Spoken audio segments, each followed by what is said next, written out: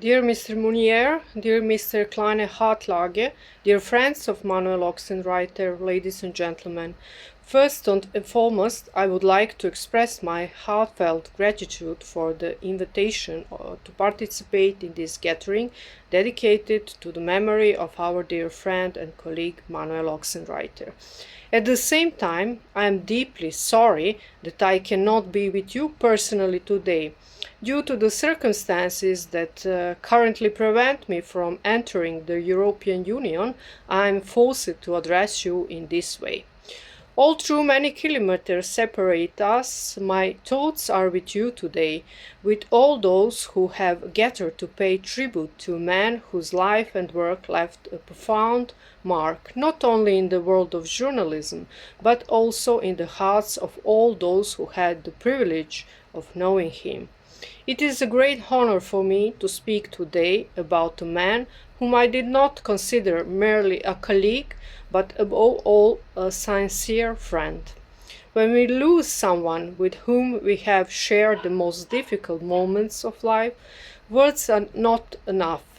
Nevertheless, I believe it is our duty to preserve the memory of those people whose lives and work continue to have significance far beyond the time they were given.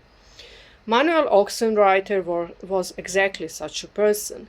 In a time when it has become increasingly easier to follow pre-established narratives than to independently search for the truth, Manuel had the courage to go where others did not want to go.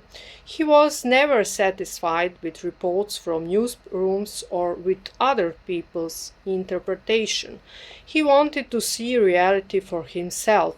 He traveled to the places where events were unfolding, spoke with people, listened to their stories, and only then reached his conclusions.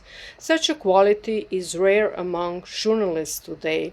Our friendship began in 2014 in Belgrade, at the conference marking the 15th anniversary of the NATO bombing of the Federal Republic of Yugoslavia. After the conference, we traveled together to Kosovo and Metohija. In only 2 days, we visited Kosovska Mitrovica, Gazimestan, Orahovac, Velika Hoča, Zočište, Gračanica, Prizren, and the Patriarchate of Peć. Dear Manuel encountered for the first time the suffering of the Serbian people directly, but also the strength and beauty of their spiritual heritage. He was particularly impressed by the Serbian monasteries and the atmosphere he experienced there. At the same time, he was deeply shaken by the sight of destroyed Serbian cemetery in Orahovac, destroyed graves, and visible traces of hatred and violence. After returning, he wrote an article for the magazine ZUERST in which he sincerely and professionally described what he had seen with his own eyes. At a time when many Western media outlets ignore or distorted the reality in Kosovo and Metohija, Manuel had the courage to write in accordance with what he truth demanded. That was the beginning of our long-standing cooperation. We did not share only professional assignments. We shared the conviction that a journalist must not be the voice of politics, but the voice of conscience. It was precisely this shared belief that connected us and transformed colleagues into friends. After that, we worked together in many crisis areas. We reported from war zones, traveled thousands of kilometers, and experienced moments under shelling and in situations filled with uncertainty. I often say that Manuel was the only person with whom I could laugh while rockets were falling around. Perhaps this sounds unusual, but that humor, that inner calm, and his ability to remain composed under the most difficult circumstances were an essential part of his personality. He never panicked, he never lost his clarity. That is exactly why we were such a good team. We did not need to talk much. Sometimes just one look was enough for us to understand what the other person was thinking. Manuel was not only a journalist, he was a highly educated intellectual, a man who understood history, geopolitics, and the great processes of our time. He was a sincere friend of Serbia and Serbian people, but above all, he was a man who believed that truth must never depend on political interests. That is why he was respected by people of different nations and faiths. Everyone who knew him well understood how modest Manuel was. He never sought recognition or popularity. For him, discovering facts and understanding the truth were more important than being in the center of attention. Such people are particularly missed in Europe today. We live in a time when genuine dialogue is becoming increasingly difficult, while labeling people is becoming increasingly easy. Manuel believed that the task of a journalist was to ask questions, not simply to repeat what was politically desirable. Because of this, he often had to pay a high price, but he never gave up.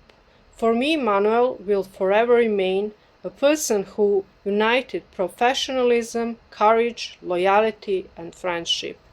His untimely death is an irreplaceable loss, not only for his family and friends, but also for all people who believe that journalism must serve the truth.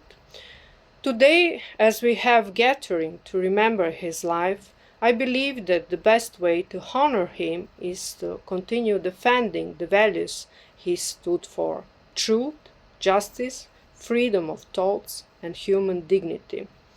In this spirit, I would also like to share with you a piece of news that I believe would have been especially dear to Manuel. Recently, we launched a new international project, the Eurasian Media Forum. This platform aims to bring together independent journalists, analysts, and media professionals from different countries who share the common belief that professional journalism must be based on truth, freedom of investigation, and responsibility towards the public. Within the framework of this forum, we are planning international journalism competitions and annual awards for outstanding achievements in journalism. It is with particular pride that I announce that one of these awards will bear the name of Manuel Ochsenreiter. The Manuel Ochsenreiter Award for Journalistic Courage will be awarded to journalists who have the courage to ask questions, search for the truth, and raise their voices even when doing so is difficult or unwelcome. I believe there is no better way to preserve the memory of a man who devoted his entire life to the truth, regardless of personal risks and political pressures.